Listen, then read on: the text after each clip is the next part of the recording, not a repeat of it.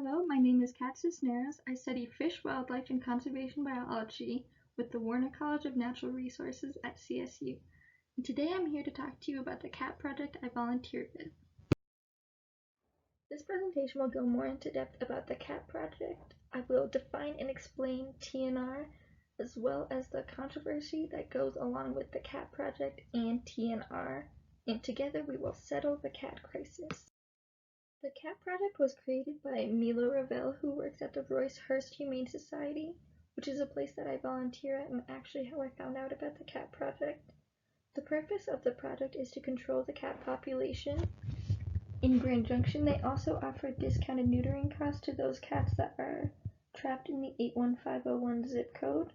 Royce Hurst Humane Society also has a recommendation page on their website that the public can use to recommend that the CAT project go and visit those locations to TNR the cats.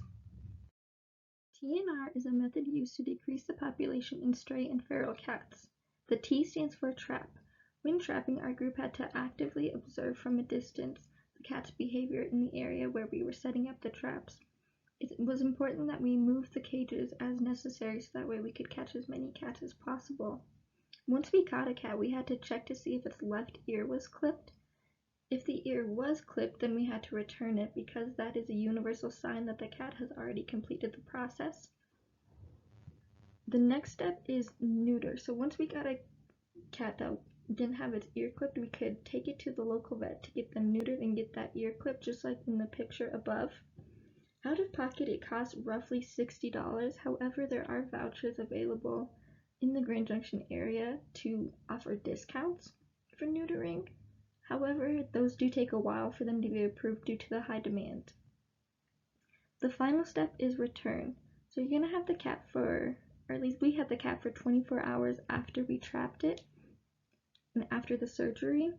So we have to feed it and clean out the cage, and then once that cat can regain consciousness and fight for itself, then we return it to the area that we trapped it.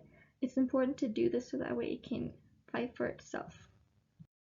I found out about the controversy with TNR when I was volunteering with my group. The benefits for me are that TNR is a slow process in decreasing the population. However, it does make a difference. The picture below shows that cats reproduce in litters, and they do so often, so for me, anything helps.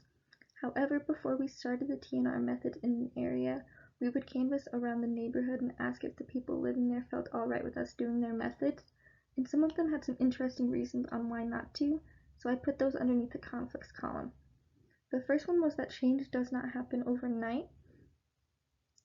Nothing really does, and that's a fair point. The second one is that the public views the ear clipping as inhumane. However, it is the fastest way to see if a cat has been neutered or not. The last conflict that we heard was that TNR does not decrease the amount of wildlife conflicts that they face with feral and stray cats, especially birds are subject to this matter. Now let's settle the cat crisis. The CAT project is a good start in decreasing the population of feral and stray cats in the Grand Junction region.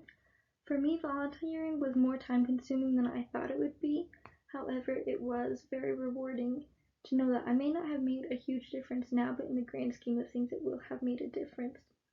If you're looking to get involved, it is expensive to do on your own, so I recommend volunteering with your local humane society. And if they don't have this project, then recommend implementing it there.